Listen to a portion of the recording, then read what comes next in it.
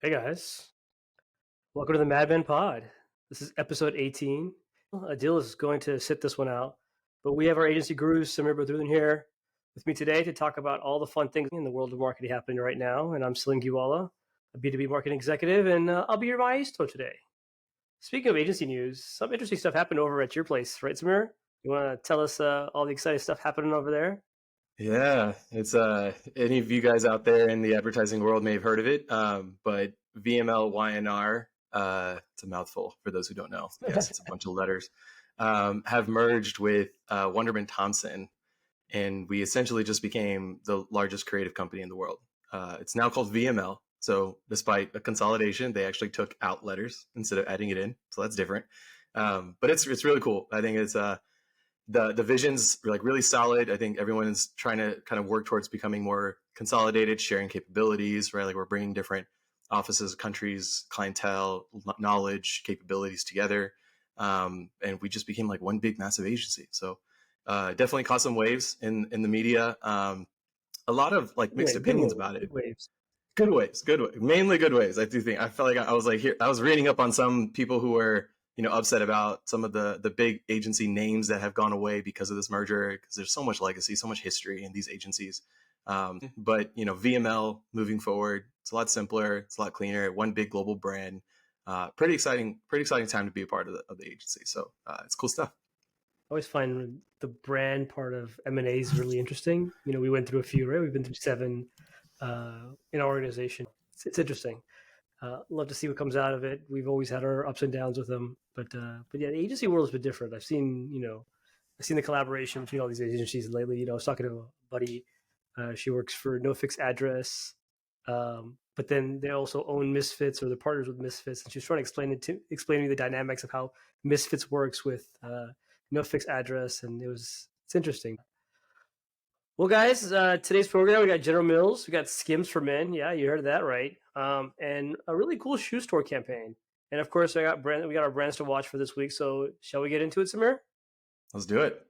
Men go mad. Who's gone mad? Mad Men. You're bad. The man's mad. Mad Men. I'm mad. We talked about big brand refreshes in some previous episodes, but the latest one I want to talk about really hits home for me. General Mills has revamped multiple brands in their fruit snack category. We are talking Fruit Gushers, Fruit Rollup, and Fruit by the Foot. I think I might have taken y'all back to your childhood just with those brand names. And with these types of brand refreshes, they tend to happen when brands are in trouble, or they've lost share, or they're struggling, they need a little bit of a new identity, they need a new direction. But General Mills says that these snacks are actually super popular and they're doing really well. And the decision to go after this refresh was not necessarily to recoup losses, but to stave off other disruptors and prep for the next generation of shoppers. So this refresh gave each brand a new, more clear defined swim lane, targeting different age sets. I think this made a lot of sense because even when I was younger, I felt like all 3 of these snacks were made for people of my age, and they were pretty much interchangeable. So let's see. Fruit Gushers is now called just Gushers. It has a pretty substantial makeover. Now it's trying to connect with young adults who grew up with Gushers and competing more directly against candy for young adults. Fruit by the Foot, if you remember, used to be all about more, the endless run of that rolling of fruit flavor. It was intense, high energy. Now it's landed at a chill ethos aimed at helping teenagers unwind from stress. It seems like they have learned that unrolling fruit by the foot is actually a chill technique for those that are trying to slow down time. Interesting. And lastly, Fruit Rollup, now serving as a canvas for play, encouraging self-expression in young kids. I think that's pretty spot on. What do you think, Salim? I think all 3 of these are really interesting. The same company owns all 3. So now they're finding some distinct lands and spaces to connect themselves to. What do you think? They're the pinnacle of fruit snacks still, right? There's a few that come in and go. Like my kids still, fruit roll-ups still a thing for them. Gushers they haven't gotten into, but the roll-ups. But I think it's an interesting take to refresh these brands in a very minimal way. But what I really liked about the campaign, and what I think it provides value, and whatever's when a brand is a house of brands like this and they have multiple assets, I think the important thing is to have his own identity per product, right? And I think they've done a really good job in this, in figuring out, hey, look, what does Fruit Roll-Up by itself be? What does Gushers really is, right? What does Fruit by the Foot really do? And I think they've really focused on that target audience and say, hey, let me go double down on this audience and see how it plays out. And that's key. Like, so any brand that's got multiple assets, multiple product, find the product that sits in that industry the best, and which industry it plays with, who your customer buyer is. Just because you own all the brand, it doesn't mean all the customers are the same. Every customer has their own identity. Everyone connects with them. And that's the reason why you bought the product, right? Remember, go back to why you brought the product into that, conglomerate of brands that you have today. So I think great move by General Mills. I think it's going to be interesting to see how their numbers pan out in the next couple quarters. But confidence is big, right? And being able to say, hey, look, we need a brand refresh, and getting that CMO at the table, the ability for him to go and say, hey, look, this is the fix. I think it's a great move. Yeah. Yeah, I like seeing these brands that we had as kids grow up with us, right? And I think that's kind of the lens they put on, at least with Gushers. Like, I think they're specifically looking at young adults who have had history with this brand and who might have been in lunchboxes as we were kids, and now they want to be our candy of choice as young adults. So I always like seeing this, because you start seeing a new generation of this brand, right? Just as us as people grow up, we start seeing these brands grow up too. And Gushers, if you see it on the shelf, it has a much more grown up feel to it, right? It feels like candy. It doesn't feel like fruit, which it never really was before. It's a good thing to continue to connect to that audience and grow up with your audience, versus someone like Fruit Roll-Up and Fruit by the Foot. They're still staying into that lunchbox bracket, but they're trying to create a new identity for themselves in their own distinct ways that make sense for this new generation. So good moves overall. Giving every brand its own distinct lane is a smart move, so that you're not cannibalizing each other. You're not going after the same occasions, and you're just being swapped out. You are finding some incrementality with your brand strategy within the fruit snack portfolio. So retailers win, General Mills will win, and then you and I will win too with candy, which is now Gushers. What is your candy of choice? I guess when you go down the convenience store aisle, what are you grabbing? I'm more of a chocolate person. I don't do that much fruit candy anymore, but if I did, I think I'd probably go with like a Twizzlers. It's probably like as fruit as I get. But chocolate for me all the way. Like Snickers? What are you getting? What you grabbing? Reese's. Give me the chocolate and peanut butter. Any sort of combo with chocolate peanut butter is all mine. I'm definitely a fruit snack considerably. Hasbro's, I'm always grabbing the gummy bears, Trolley gummy worms. Those are my two goes. If I'm on a road trip, it's Gatorade and sour candy. Preferably Trolleys is always key to me. I'll take us into our next dud or stud. Hey, Samir, what is your most famous men's underwear company you remember?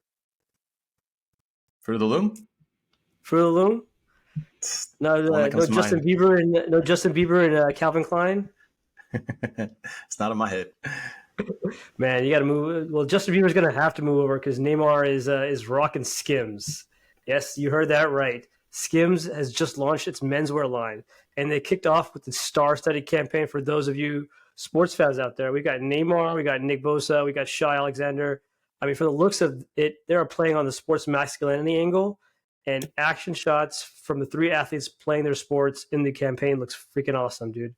Then they undress down for every girl's dream right there, and they're rocking Skims. And this is an awesome play. And either the campaign reads, "Everyone is wearing Skims," and it's a very interesting take for Skims to go launch into an underwear brand directly for men instead of the casual shirts and in one layers that they have. But look, it's a $111 billion men's market. With $2 billion of that is all controlled by Hanes right now. If you don't know, Hanes underwear is the number one men's underwear brand with about 12.8% of the market share at about $2 billion. So there's a lot of room for Skims to make money on. And number two is there's no one near number two right now. So what do you think, Samir? Is this the right way to get into men's apparel? When we talked about Skims and Kim Kardashian before, I was really excited about them expanding into menswear. Not as a consumer, but just as a general like marketer to see something like Skims. I love what Skims has always stood for as a brand. They're all about inclusivity. So getting into menswear was sort of natural for the brand. But this first ad, I'm super disappointed. First of all, it seems like their way into men is through sports superstars. We're talking Neymar, Nick Bosa, Shai Gilgeous-Alexander. It is really boring and flat and stereotypical that you just kind of dress up superstar athletes in your underwear and call it a day. It's pretty boring. Number two, Skims is a fantastic product. I think what we've learned a lot about the Skims brand is that it's not just a brand, is that the product itself has quality, and a lot of people vouch behind that. And this ad talks nothing about that. You're speaking to a whole new audience that needs to understand what you bring to the table. And from my understanding, men care a lot more about functional fashion than brand, and there is no function here. And then three, I'm starting to sense that Skims has no idea how to market to men. They've never had to, right? But dialing into sports stereotypes, showing good-looking sports athletes dressing down to their boxers, like, I think women will enjoy this ad more than men. And in their press release, Skims say that they want to evolve into a brand that can provide comfort for all audiences. They have always been about inclusivity, body positivity, embracing the color of your skin. And they went out and hired the most handsome football player in the world, Neymar, Nick Bosa, who looks chiseled like a statue, and Shai Gilgeous-Alexander, who is this year's GQ's most stylish man of the year. If this is the way that they want to play into men, this is going to crash and burn really fast. You know, I hear what you're saying, and I take it I take it differently, right? So I look, there's two things to this, right? One, is it on brand for Skims? I agree with you. It's off brand. Like, they are all about inclusivity. They are about different body types and different types of people, and that is their brand, and they are very good at it. And making the idea of making you feel sexy, I think, is part of their play, right? It's like, hey, like, we make you feel good, and I mean, supposedly at some point, I think it was like a huge campaign about people's butts looking bigger or something like that. I was like, does this make? I want to go buy Skims just to see if my butt looks bigger, because that'd be kind of cool. So, look, I think men are different, and I think it's you have to look at this as a hey, look, how do I get my name known tomorrow? And it's not through normal people for men, right? Maybe for women, they have a whole social media campaign. They'll tag that with a bunch of influencers, and we've known that female influencers do much better on female clothing than men influencers do with men clothing. That is a proven fact. I don't know what the numbers are, but I remember seeing the research, right? So research shows that. So how do I get to market with a splash? You do it with celebrities on men's clothing, right? You get it to them, and they'll break the market. Now you could add them in later and say, hey, look, we've got different sizes, and they can tag along to each other. So I think for getting intro into the market, I think this is phenomenal. I think they've got the right way to make a mark, because also I can't imagine this is like Hanes pricing, right? I don't know what the pricing was. I didn't check it. But I can't imagine this is Hanes pricing. So most likely the first intro to them buying, Skims underwear is going to be some female buying it for them, right? It's going to be their wives or their girlfriend saying, hey, look, Neymar looks good in Skims. I'm going to buy you some Skims, and maybe your butt will look bigger, right? I don't know. But I think this is a good play. It is online only. So that's the challenge, at least, I think. Try-ons, fittings, all that stuff is just going to be a little bit off. Skims is available at Nordstrom's and stuff. So let's see where it goes. Yeah, the point you made is interesting about, women potentially being the primary purchaser of Skims men to buy for their spouse. This is the classic case study example for Old Spice, right? This is what Old Spice deodorant mastered. And this is with that little bit of insight, and that is women tend to do the grocery shopping in the household when Old Spice was launching this campaign years ago. And Old Spice realized that. So they started creating ads that would make women want to buy Old Spice for their men. Hence came the most iconic line in advertising history, right? Smell like a man, right? So I think this is, if this is the move, right, is genius. You're trying to get the women excited about the menswear line to buy it for their spouses. It's going to be a good way in. I agree. I'm interested to see if that was the intent here and that was the play. But so far, yeah, first take, I think I just might have overhyped it in my head about what the possibilities could be with menswear. It's definitely worth revisiting, right? So we talked about Victoria's Secret a couple episodes back, and doubling down, like this ad double downs on masculinity. Victoria's Secret the other day basically officially announced that they're going to ditch wokeness for sexiness and bring sexy back. and that's what they're focusing on the next few campaigns, especially after their big video launch, right? So it's interesting to see if who else doubles down on this idea, right? Victoria's Secret saying doing it. Skims is launching with it. They're focused on masculinity for men. Victoria's Secret females, sexiness for females. I think you're going to see a lot of these campaigns and these brands embrace their target audience. Kind of going back to what we talked about just with the candies, right? Embrace your audience, figure out who that audience is, and double down on that audience. I think that's the way that's the way the market's going to grow. All right, so let's talk about our ad campaign. I know we haven't done this in a while, guys, but I think there's a few campaigns that came out. I thought it was worth at least talking about. So I don't know if you saw, but I saw this awesome ad the other day about it was somebody ran into a store and stole some shoes. A retail store called Distance in Paris created a campaign called "Rob It to Get It," and the ad shows a Distance retail store with elite French sprinter Michael Ziki, I think I said that right, working the store as an associate. And there's some tags on there that says "Rob It to Get It," and basically the brand is encouraging customers to come in and steal something, but with the tag on it, and it's Ziki's job to go run after him. And if he tags you, you can't keep it. But if he doesn't tag you and you run off, it's yours to keep without any charges, of course. But I thought that was just a very creative way to have confidence in your product and the items that you have, and kind of embrace the brand and embrace their identity and said, hey, look, I'm going to come prepared. This is all we're about. We're about running shoes, kind of made them a statement. So I thought that was a great campaign, well executed, well planned. And of course, you've got a celebrity in there already. I think this was genius and super creative. What do you think? Yeah, I love that. I love the little bit of like a social experiment part in there too, with, daring these people to rob these shoes. It's so fun. I saw the ad. You're looking at it like a security cam, and then you see these people just walking in, looking at shoes, kind of like looking left or right, grabbing a pair and running out. And then, you see the French sprinter just like running after you. It's super cool. I love the way they've made content around it. I love the creativity in this. Yeah, like you said, like bringing the product and demonstrating it into the ad itself. I think it was really clever. Definitely something to spray some ad champagne for. Good call. All right, I will take us into our second ad campaign. Really cool collaboration between the athletic brand Asics and mental health charity called Mind. Together, they are calling out performance-based exercise culture after research revealed that it is putting people off exercise and having a negative impact on their mental and physical health. Asics and Mind are hoping to motivate more people to exercise every day, especially those who are fighting against those mental barriers, like being embarrassed to go to the gym, not fitting that mold of a typical exerciser.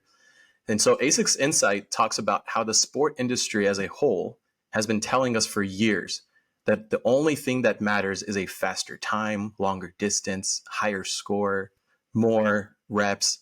While it is aimed at motivating people, it's actually having an adverse effect and creates an intimidating culture.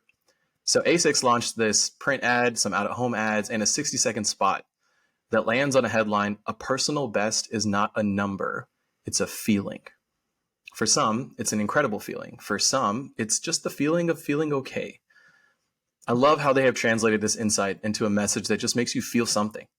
It's designed to be a brand equity spot, and I think it works really well at building the narrative of what Asics wants to be perceived as, that they're not about the numbers, they're not about records. It's about that feeling of a personal best, the warmth that you're seeing with this ad, of where you're seeing all these people work hard, exercise in their own form, in their own way, and enjoy doing it, right? All of you guys out there who have, worked towards a personal best, you're working towards a number because it's something you can measure, but that feeling is the satisfying part of meeting that personal best. And I think doubling down on that sentiment and that insight is really, really good. Asics it's winning hearts, it's winning share. It's at a $7 billion valuation now with some really healthy profit margins. Like, I'm really impressed with what Asics is doing. So we see these sports brands come back, and Asics is one of them, right? Asics has been around for a while, and it's always comforting to see holistic approaches from a brand and saying, hey, look, how do we, what is our function, right? Our function is shoes, to exercise, to make you feel better. Like, making that connection as a whole is great, and Asics does a good job in this campaign. So kudos to Asics. Definitely pour out the champagne for them as well. Before we go, Samir, Game 7 today. What do you think? Your Rangers going to take our Astros today? They have to. It has to be done. Yes, our Rangers are undefeated in Game 7s, and Astros are winless. Like it's destiny, man. It's gonna happen. It's the stats are on your side, but it's gonna be a fun game to watch. It will be. You interrupted yesterday when we were almost there, and then all of a sudden that last inning, I don't know what the hell. Sports that grand slam was sweet. Yeah, that was a sweet moment. It was great. Have you been watching the Beckham documentary? No, I haven't. It's on my list though. I started this documentary, and the idea of brands to watch. I think he's had a brand. It's interesting to see. For the record, I only picked up the show because I'm a big fashion guy, and he's got one of the best staples of fashion. Like he's a fashion idol, right? I wanted to watch it to see what he would wear, what kind of clothes he rocks, and the shit that he used to wear. But the brand that really built him is interesting to see him go from, Manchester to Madrid to Saint Germain to Europe to how crappy he thought LA's Galaxy was to now owning. It's funny to see him own a team now in the MLS. From when, if you see the episode that talks about, spoiler alert for anyone that hasn't seen it, but he talks so much trash about what MLS was when he joined LA Galaxy. Like he was just like so disappointed. But it's interesting to see that brand and then how Beckham has become a brand, and he will continue to become a brand because this thing's going to really put him up. Really good documentary. So definitely to watch if you haven't. But that's it, guys. Thanks for tuning in. Please, do your best to tell a friend. Feel smart about marketing campaigns as we talk about them in the business of marketing. So, tell a friend. Subscribe to the channel. Follow us on social media at the Madmen Pod. We appreciate the support. Ciao for now. See ya. Men go mad. He's gone mad. Madmen. You're mad. The man's mad. Madmen. I'm mad.